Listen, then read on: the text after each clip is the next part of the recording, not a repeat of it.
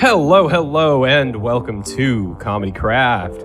I am not your usual host, Haywood Turnipseed Jr., but it's okay. He's not hiding in a basement somewhere or kidnapped and missing. We'll just brush on past that for now.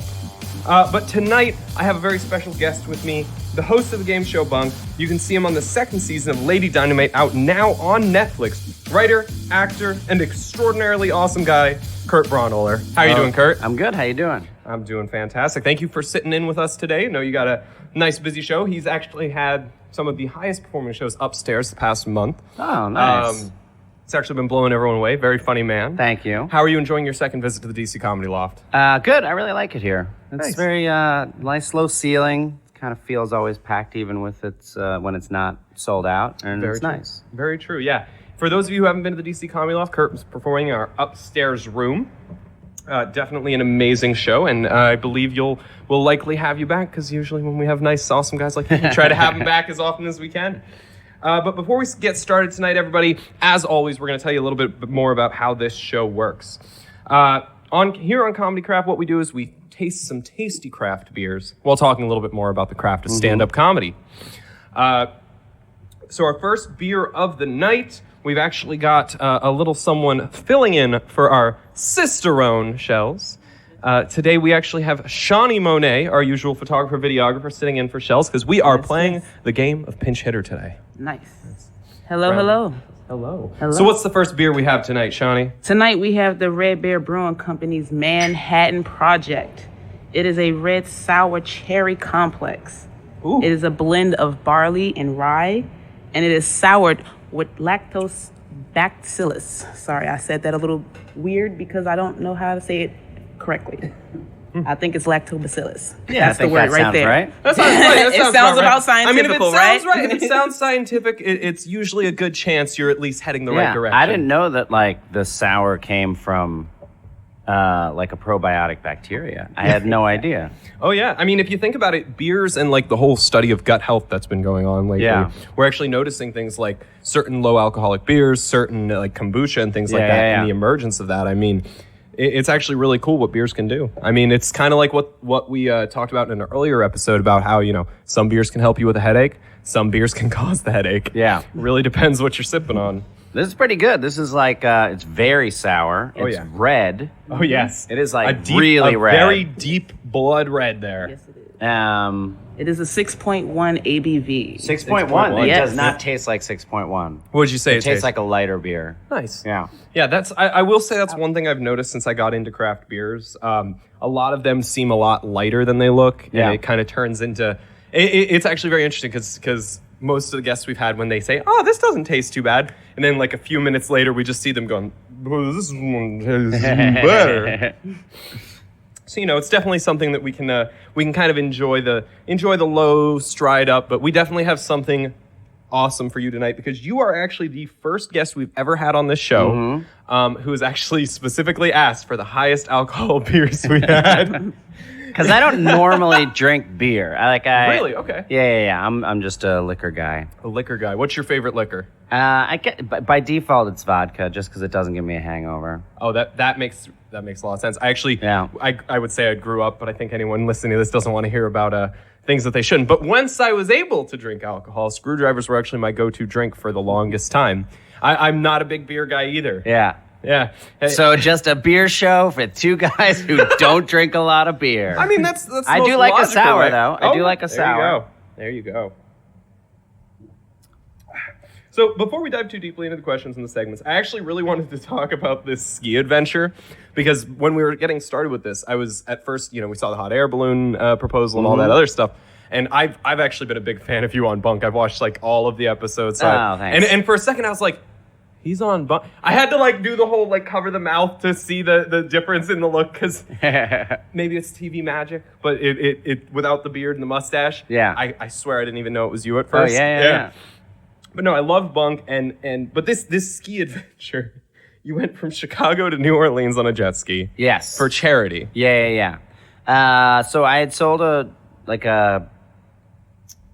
web series to Comedy Central, which was really supposed to be an interview show. And they were like, why don't you think bigger than an interview show? And I was like, okay, I want to jet ski across America. And they're like, oh, no. And then they're like, that's not something, you can't actually do that. And my original idea was like literally we would drive the jet ski to the next like lake and then like go across that lake and then, you know, so we could go all the way across America. But then my co-creator, Scotty Landis, said, we should just do it from Canada to Mexico.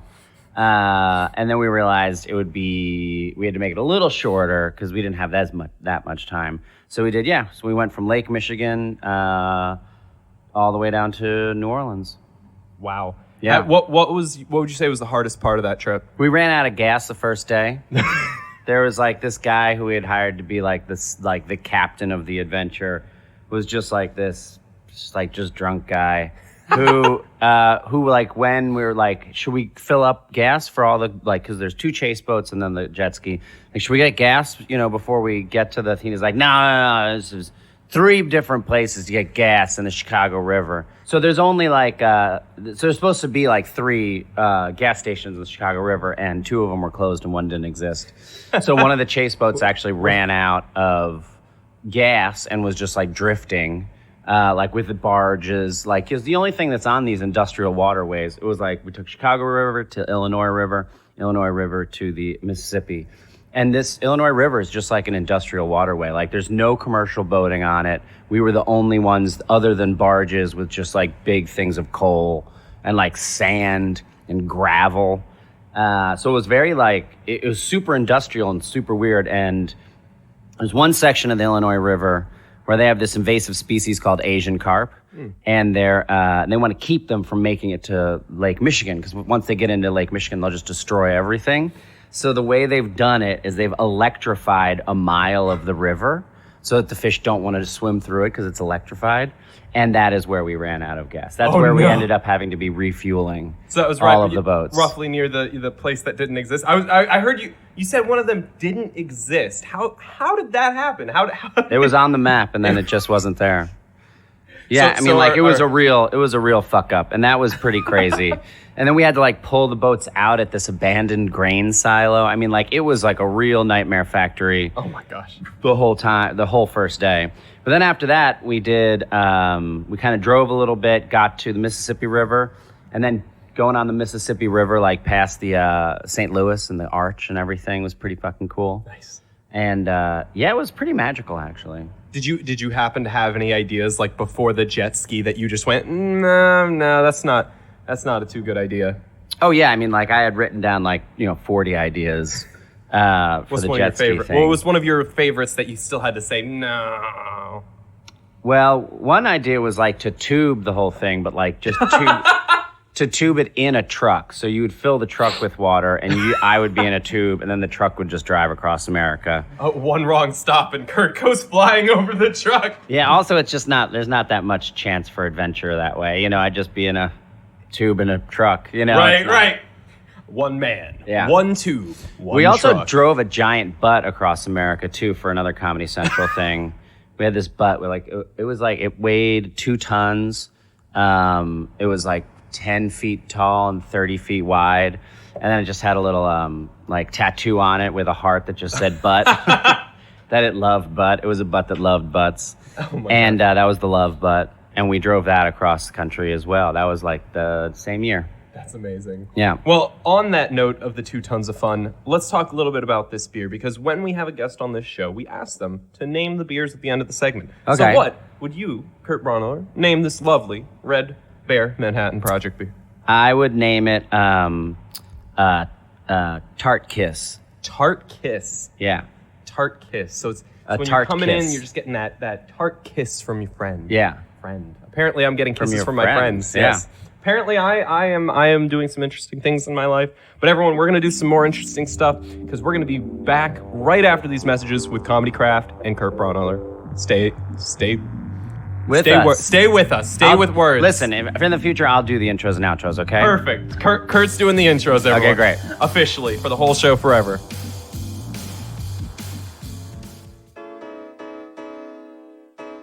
Hey, podcrastinators. Are you podcrastinating because you haven't found the show for you? Well, you're in luck. Here at Mad Scientist Media, we're coming out with amazing content throughout the month. Take a look and see what we have coming up at our website, msm.fm, or wherever you listen to podcasts. That's Mad Scientist Media!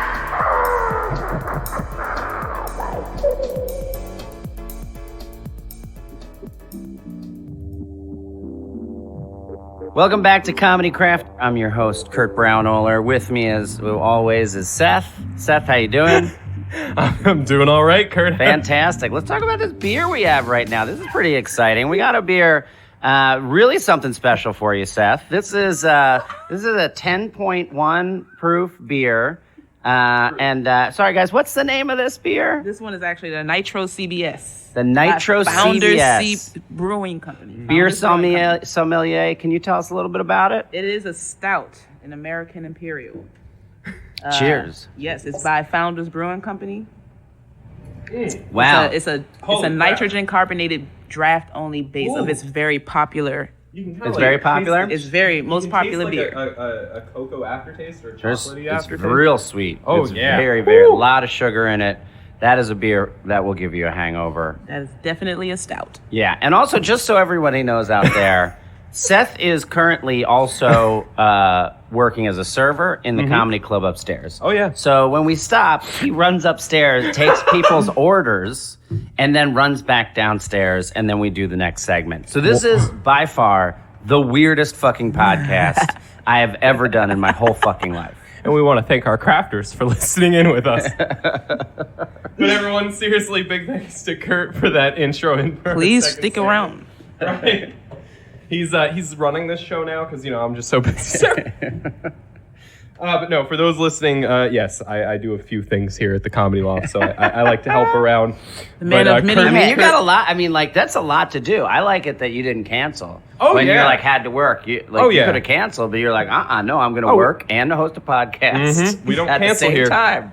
We don't cancel here. They walked in, they knew our host wasn't here, and I was like, all right, guys, we're figuring this out. Let's do it. Where's your host, first off? What's his name? Haywood Turnipseed Jr. Where is Haywood Turnipseed Jr.? Haywood. Haywood. Where's Haywood. Haywood Turnipseed Jr.? Oh, Where is he? He had a little bit of a family emergency and I'm had sorry. to deal with that. Yeah. Okay, I'm sorry. He's got. I was going to give him shit, but yeah, he'll be back next week or next time for those of you listening at home. But for now, you're stuck with me, the Mad Scientist. I love it, Seth. I love it. Tonight. But you've actually worked on a number of Hollywood productions, like TV, movie, all Hollywood. People call me over the Hollywood place. Joe. Really? That's what they call me. So many Hollywood productions. All right. Well, hey, Hollywood Joe. Mm-hmm. It's actually an interesting point because I was looking at it and I was thinking, do people consider this a large amount? Because I was actually looking at the things that you've done, and because a lot of people from the outside of the world of Hollywood, they don't see the perspective, they don't see what's going on. Mm-hmm. So, from your perspective, do you feel as though you're actually a very and I don't want to say hard worker because that's not the phrase I'm looking for because I feel like other people wouldn't be the most happy with. Oh yeah, only Kurt's the hard worker. But anyways. But what would you say is the relation between the amount of work you've done and just the world as a whole, the industry that you're in?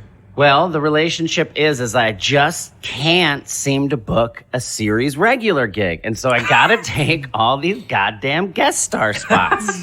So when you look at it, it's all these different shows, but in reality, that's maybe a day of work or maybe it's, 3 days of work, So it's essentially that I am just continually hustling and stressed out about money, even though I do have, if you look at my resume, there's a lot of shows there. It's just, it's just that freelance life of nonstop, always working towards making that next thing and having 10 projects going because 9 of them are going to fail and you need one to go so that you can feed your family. And now that I have 2 kids, it's so stressful. You actually just had a new kid, right? I did. Yes, yeah. a 4-month-old right now. Yeah, so he eats a lot. So Congratulations. It's going to be tough, but I got to do it. It forces you to have to be more successful. Right. So money is a somewhat necessary evil, as they might say. Yeah, I want more of it. Don't we all? Yeah. But for those of you who haven't heard Kurt on any number of shows, Bob's Burgers, Essie McGee. Oh my God, I'm gonna forget it. It's one of the shows I loved.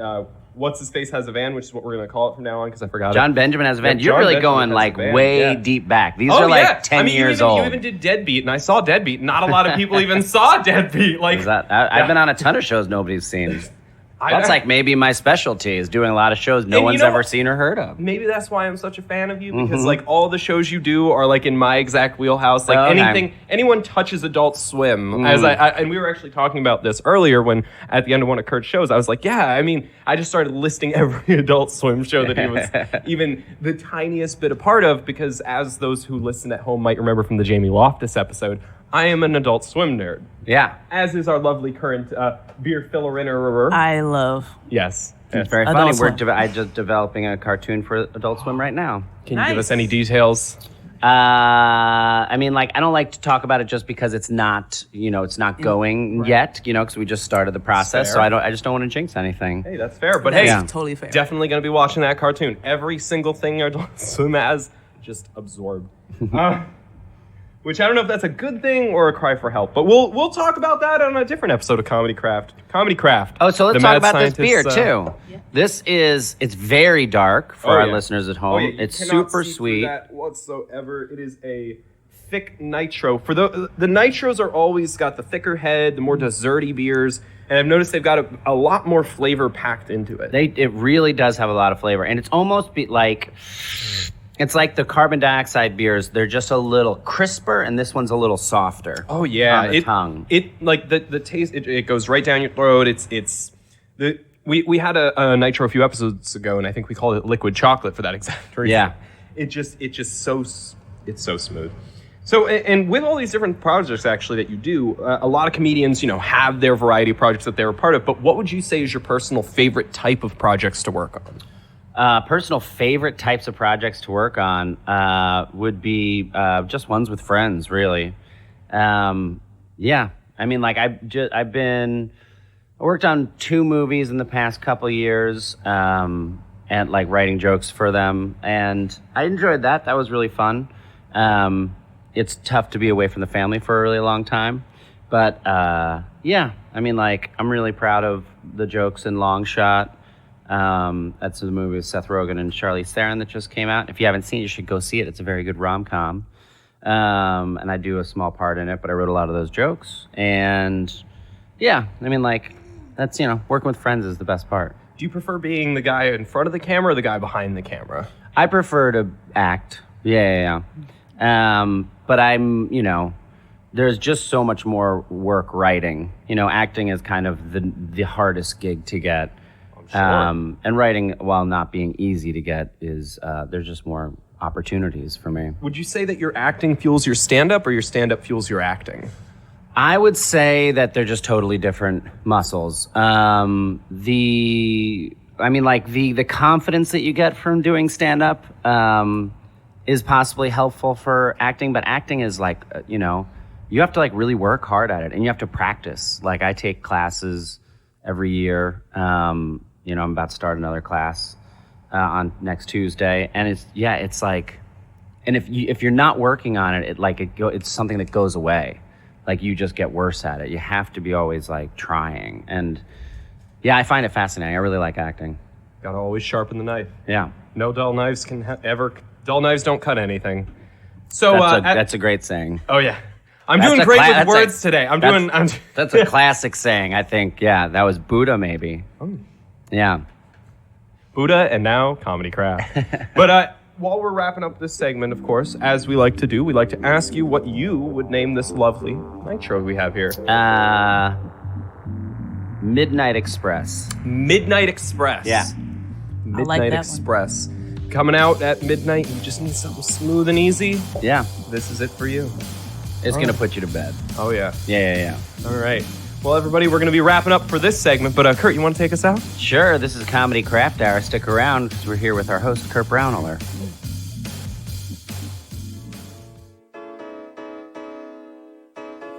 Hey, crafters. It's me, Seth. I'm here to tell you a little bit more about the DC Comedy Loft's upcoming shows. Because as you know, Comedy Craft is shot live at the DC Comedy Loft. And in the upcoming month of March, we've got some amazing shows for you. We've got Samson McCormick, March 5th through the 7th. Kim Whitley, March 6th through the 8th. TK Kirkland, March 12th through March 14th. John Rudnitsky, March 20th through March 21st. Road Dogs Comedy, Philly Plowden, March 20th through the 21st. Vicky Barbalak, March 27th through March 28th. And lastly, Chris Martin, March 27th through March 28th. You can check out these shows and more at dccomedyloft.com. And thanks again for supporting our show.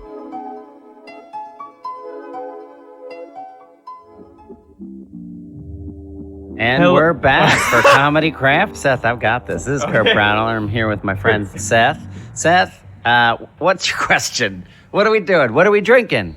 This next drink. This next drink is one that I actually am very happy to give you.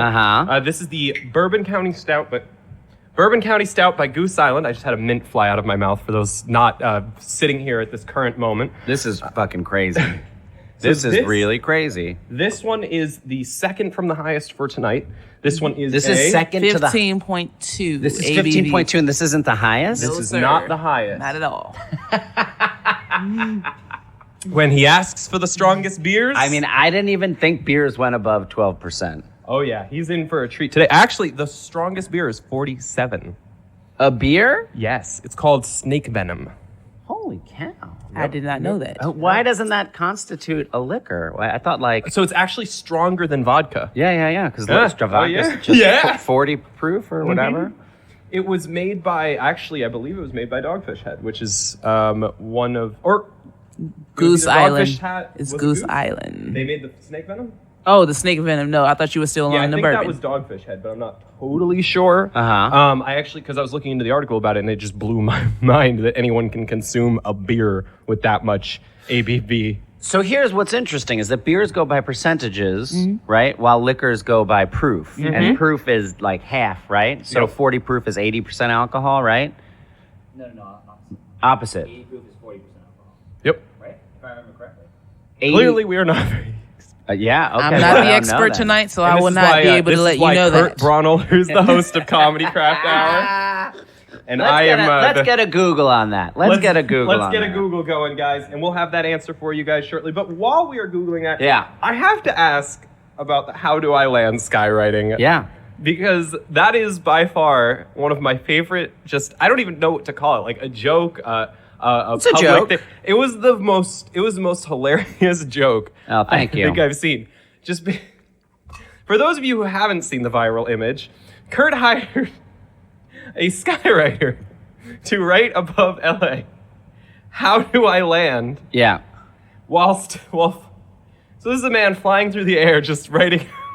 And the worst part about it is that like the image that is actually online is actually a composite of all the letters, like that's actually skywriting. But he would write the H, and then by the time he finished the O, the H was gone. Which was a bummer. But we got the image out of it, and then it is a legit image. It's just all of them put together the way it should have been. But it turns out, skywriting is a terrible way to tell a joke. And you actually raised a Kickstarter for this, right?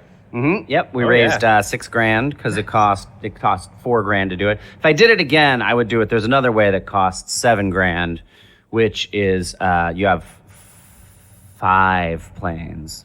So you have 5 planes. That's the kind that's like more common. You'll see it where it just keeps going and it looks like almost digital, like printing.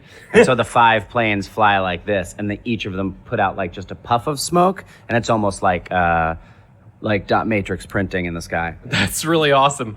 I've actually never even seen that, so that's really cool to imagine, just like the sky printing. Yeah, and you can't see those ones because they're pretty high up. But then you can just keep having your message over and over and over again, which would have been fun. Like, how do I land? How do I land? How do I land? How do I land? Guys, how do I fucking land this? So, to answer your ABV and proof question, ABV, if it's 40%, 40% is 80 proof. So it's ABV half. Okay, so it's proof. half. Yes, so exactly. if it's 40 proof, it's 20% alcohol. Yep. Exactly. Holy shit. And this is 14%? Yep. So this would be about 30 proof if you went by liquor standards. But vodka's 80 proof? Vodka's 80 proof. Okay. See, I was getting So it is- confused. so you were I was right, though. thinking Snake vodka venom's was 40 higher. proof. I was And- thinking 40 proof. Oh, it's Okay. Same idea. Yeah. Right.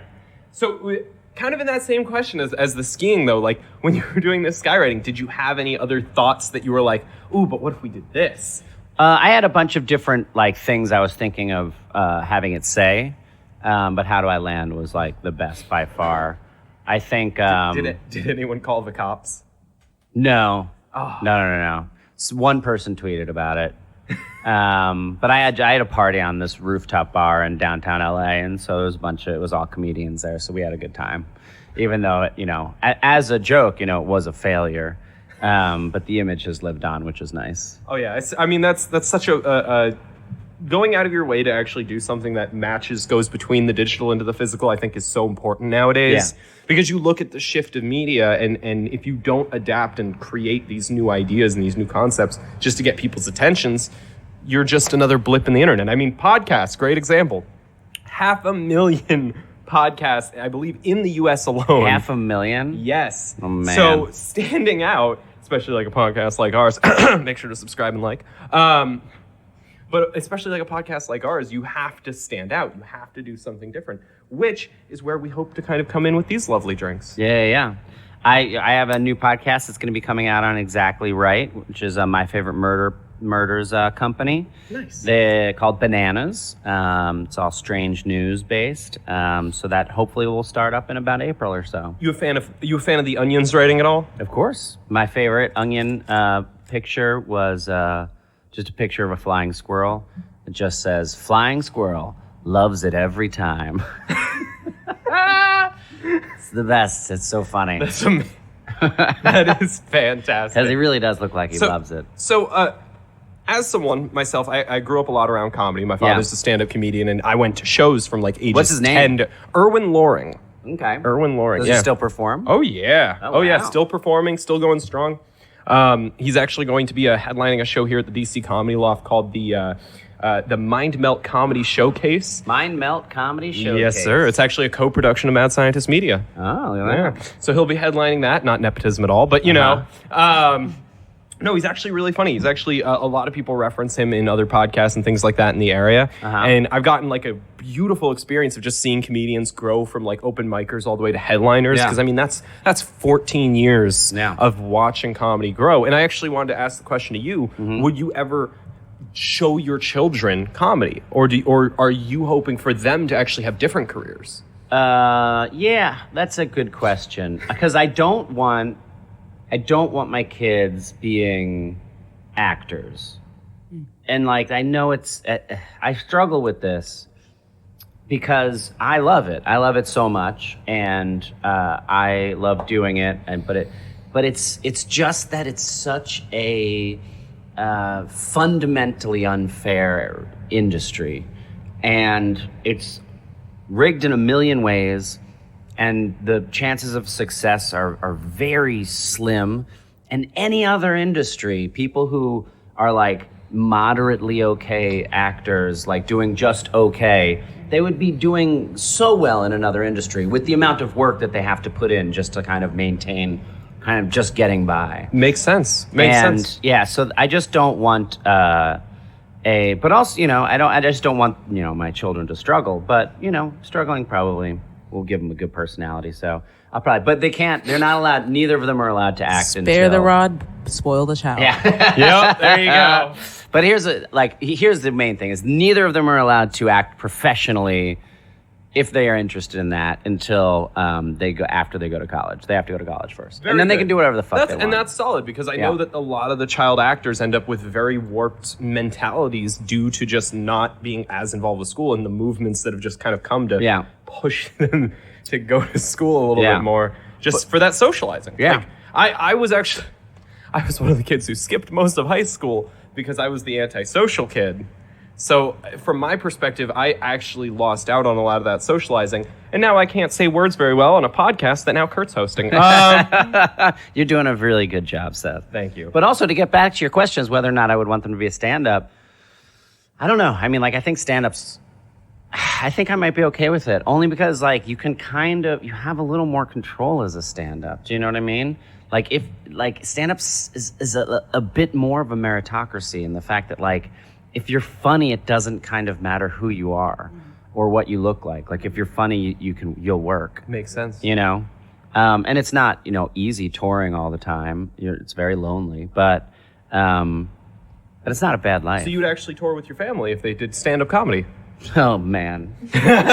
That would be fucked up. I would love it if my family would come with me on tour. I've always wanted to see a family comedy special. But it can't be something easy. Like, it can't be weigh-ins, because the weigh-ins, they've got too many people to do it. I want to see something like you get like someone who headlines just comes out and it's like, all right, so guys, we're going to have my son open, my wife is going to feature, and then I'm going to headline, and then I get to sleep on the couch. I have done that. I have done that actually with my wife because she's a storyteller. So she would like open for me with a story, and that was pretty great. We did that in Baltimore actually. Nice.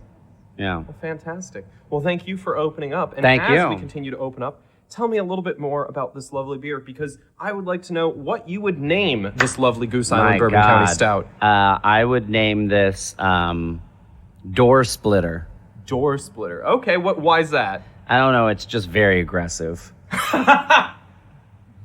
You heard it here first, folks. It is our very aggressive beer, and we're going to aggressively come back right after this.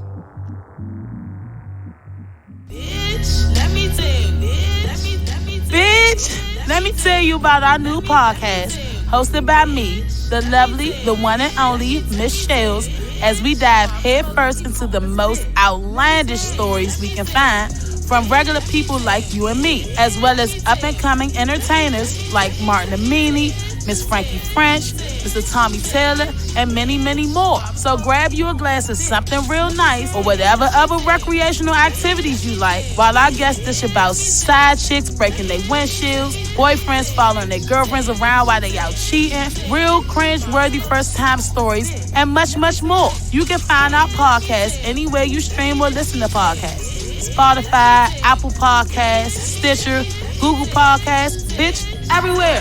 Catch us every 13th and 30th of each month. And you can find episodes and guest information at letmetellyu.msm.fm. Bitch, let me tell you about how you missing out if you're not listening to this Mad Scientist media production. Bitch, let me tell you. And we are back Nice. with Comedy Craft. I am your substitute host, Seth the Mad Scientist. Look at this, Seth. From the beginning to the end, it's been an amazing your transformation as host. I feel completely at home now. I feel like I trust you as a host. You're gonna guide us well. Yeah, it took the scream. Yeah, guttural screaming is the only way to get along with people. Everyone, just as a note for those at home. And 4 beers later. And 4 beers later. Speaking of which, let's start this right on off with. Oh my God. And this one is. This one's our is, special ender. Oh my This God. one is the Dogfish Woo! Head Minute IPA what's that 120. The ABV percentage is a whopping 6.5, gentlemen. What? 16.5. 16. Sorry. I was like, 16. something seems wrong there. 16.5. Sorry, 16.5. Yeah, we just dropped it down, but drank I a lot of did. this. But Don't I worry about it. 33 proof beer. I'm going to change it all into proof for everybody. There you go. Today, it's all about Wow, those. this is a crazy beer. When I said high alcohol beers, I was imagining 9%, 8%. He expected maybe a slow climb. 11% at Welcome the to top. the Beer Baron Cabin. 16.5. This is a crazy beer. Let's yeah. see what the taste is. Oh, yeah. It is so strong. You can actually taste the alcohol in it. Yes. Oh, yeah, and you could taste the wheat, too, because it's an IPA. Yeah. It does fact, not this too is a triple hoppy, IPA. though. It's not too hoppy, though. Really? Because this is actually one of our hoppiest ones. Really? So it's a very heavily wheat beer.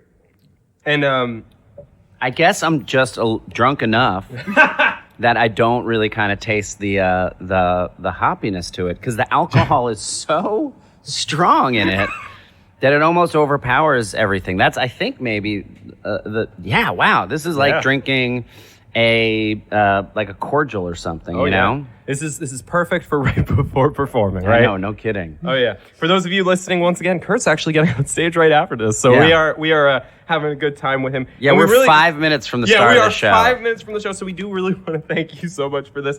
And we've actually just got a few more questions for you, and then we're going to actually let you do your good old plugs and future stuff happening for all of our friends at home. Mm-hmm. But every time we bring people into the show, we always ask this question. If you could go back to your very first day on stage self and give him advice from your current day self, what would it be? Wow. Oh, man. I don't know. I don't know if I would want to, like, tell him because I just had such a weird beginning. And, like, my comedy now is so different from how I started off. Like, when I first started doing stand-up, I didn't understand it. Damn thing. It was like confusing. I remember Eugene Merman, after like I had been doing it for like 7 years or so, he like after a show, he was like, "This was the first time I saw you on stage where I wasn't confused as to what you were saying." I was like, that's great. Like, what a huge compliment. But I had to go through all of that in order to get to where I am now. So I don't know if I would tell him anything. I would just want him to just, keep going. Awesome. We apparently just had a random guest just walked in like the door. Like somebody who's looking for a show. Some random person was probably looking for the bathroom, walked in, and was like, "Ooh, this is something's going on. Ooh, something's happening here. 2 white men on a stage drinking beers. I don't know if I want to go in there." In an empty theater. With the lights flickering. The lights are flickering. This heat comes on and off every 3.5 seconds. This is so strange. The strangest podcast Kurt has ever been a part of. Yeah, that's very true. But hey, we definitely take it as a compliment because we here at Mad Scientist Media like to be a little bit mad in here. Yeah, and I used to host a podcast where I would blindfold comedians, drive them to somewhere they'd never been, and drop them off. So, so for me to say this is the weirdest podcast I've ever been on is saying something. That's a statement, right? That's a statement. And what's the name of that podcast for those listening at home? That's called The K-Hole. And The K-Hole was a multi-format podcast. It doesn't exist anymore, but it's still online. You can go listen to them. But yeah, that format was called Get Lost. So if you're interested in hearing comedians get blindfolded and brought Kyle Kinane to the secret tunnels underneath LA, and brought Rory Scovel to an abandoned nuclear facility in the hills outside Santa Clarita where we broke in. Were those your favorite reactions of just like all of them? Yeah, I mean the only reason I stopped doing Get Lost was because I ran out of interesting, cool places that were within an hour drive from LA. And so no kidnapping on planes. That wasn't okay. No. And also, it's just like it's just such a difficult podcast to get done because it takes like 4 hours to do it. It's like an hour drive there, an hour to do the thing, hour and a half to get back. So that's dedication, though. It was a lot. For a podcast that made no money. How long would you say your average like heavy work days are? Like, do you work an 8-hour day, or do you actually get some reprieve? Yeah, I mean, I wake up at 6 a.m, and then, it's just like a rush to get out the door, like feeding the kids, getting the kids dressed and out the door. And then we bring the kids to daycare. And then my wife and I write pretty much all day. Or maybe we'll have an audition or something like that, or a podcast. And then pick up the kids at 4 and get them into bed by 7, and then we'll watch TV for 1 hour and then go to bed at 8. There you go.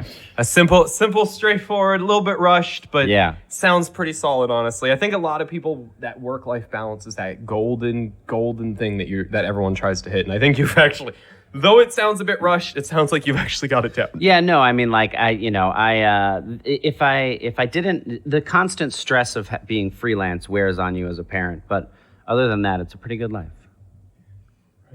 All right, so we're actually going to be rounding down the show here for a second. We're actually going to be bringing it back up, but before we do that, we rounding it down, or are we bringing it back up? We're shaving it down. Okay, we're putting it in a bucket. And we're shaving the show down. Yep, we're shipping it to Canada. All right. Yep. Next time you all listen to this, it will be Maple Craft. Right. I'm surprised you're old enough to drink, Seth. Are you legitimately 21? I'm actually 24. 24. It's funny too because I'm one of the youngest people in my own company. I run my own company. That's have my own great. teammates, and I'm one of the youngest. That's great. Congratulations. Thank you, sir. I'm proud of you. Well, thank you. And you're also It's working. like the father I always wanted. add a third one. You just get home. It's like, hey, Kurt, how did you get here first? I live here now. But as we wrap up, as we have our fourth beer, I would like to know our strongest beer of the night from Dogfish Head, the 120-minute. What would you name this lovely triple IPA? Too strong to be a beer. That's what we should call it. Strong to be a beer. Yeah. And that follows up our Door Splitter, which followed up our Midnight Express. Express. Midnight Express. And our first Was beer a of the Tart night Kiss. was a Tart Kiss. Good Yeah. old Tart Kiss to start the night. Our audio engineer's cracking up at the Tart. Mwah. Anyways, give everyone kisses after the show, I promise. So we're going to end the show in just a second here, but as we round out, as we shave down, as we curl our arms and move our toes apart, we're going to talk a little bit about the weird beer fact of the night. Okay. We had one interesting beer fact about the strongest beer, but now we're going to talk about the weird beer fact that I chose for tonight. And that's at any given time, 0.7 of the world is drunk. And that is 50 million people. That means right now, as we are drinking, as we are talking, as we are crafting and comedying, there are 50 million people. 0.7% of the world is And drunk. I am one of those That people. seems, that seems like a low number. I would have thought Right? more percentage would be drunk. Right, but when you think about it, there's so many people on the planet. There's so many different types of alcohol. Every country has its own types.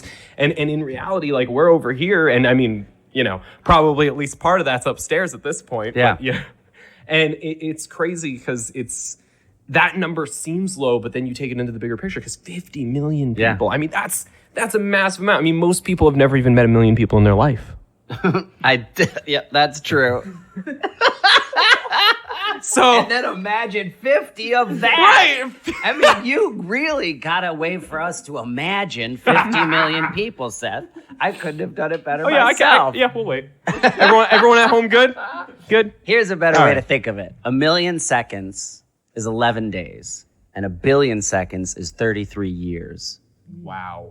That's a better way to think about how many 1 billion is. That still doesn't help us with 50 million. That's Well, Pretty that's a deep, though. fantastic Isn't that crazy? beer fact. that's deep. Oh, yeah. Isn't that is crazy? deep. That's Oh, yeah. how much a fucking billionaire has that much wow. money. It's Yeah. insane. Well, Kurt, I want to thank you for joining us here tonight.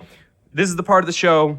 Tell us where we can find you. Tell us what you got going on. Tell us what your bra size is. Plug And yourself, sir. Let's plug it in and plug it out. I'm going to be in Chicago at Zany's the weekend of Valentine's Day in February. I'll be in Asbury Park, actually, for the Super Bowl at House of Independence. We're doing a podcast there. I will be then at Helium in Portland, middle of March. And in April, I will be in Austin for the Moon Tower Comedy Festival. Fantastic. And where can they find you on social media? Just my name. Just Google Kurt Comedy. I'm the first thing that pops up. Very nice. So you can find him at Kurt Comedy on all his social medias. And for everyone who has joined us here tonight, obviously we want to thank you all for sticking with us. I have been your substitute host, Seth the Mad Scientist. Haywood will be back next time. Kurt, seriously, huge thanks for you sitting in with us tonight. Thank you. We're going to get upstairs, everyone, and get this show on the road. But thank you, crafters, once again for listening. And we'll be Thank back you. on every Thank 3rd and 20th of the month. Tonight's episode could not be possible without the amazing staff at Mad Scientist Media. Brought to you by the DC Comedy Loft. All beers featured in tonight's show are available on tap. See an entire list of our upcoming performances at dccomedyloft.com for more information. Huge thanks to tonight's guest, Kurt Braunohler. This show could not be possible without our amazing team, our producers, T. Lee, Shells, James Gagan, and Shawnee Monet. Big shout out to our brand new, amazing, awesome, fantastic interns, Eliza Smith and Gavin Kratzky. Intro and outro music by John Williams. Our executive producer, the Mad Scientist himself, me, Seth Weinstein. Our audio engineer tonight has been Gavin Kratzky. Our fantastic chief editor, T. Lee. Beer expert and tonight's server, filling in for our sister-owned Shells, Shawnee Monet. And I have been your host, Seth Weinstein, filling in for your usual host, Haywood Turnipseed Jr. And of course, this show would not be possible without each and every one of you with us. If you're listening on Apple Podcasts, please make sure to drop us a rating and let us know what you think. You can catch Comedy Craft on the 3rd, 12th, and 20th of every month, wherever you listen to podcasts. That's Spotify, Stitcher, Apple Podcasts, and Google Podcasts. Want more information on the show? Check out our entire catalog of episodes at comedycraft.msm.fm. Have a question for the show? You can send us an email at comedycraft@msm.fm. Once again, for our listeners, aka our crafters that make all of this possible, thanks. You're awesome. And this has been brought to you by Mad Scientist Media.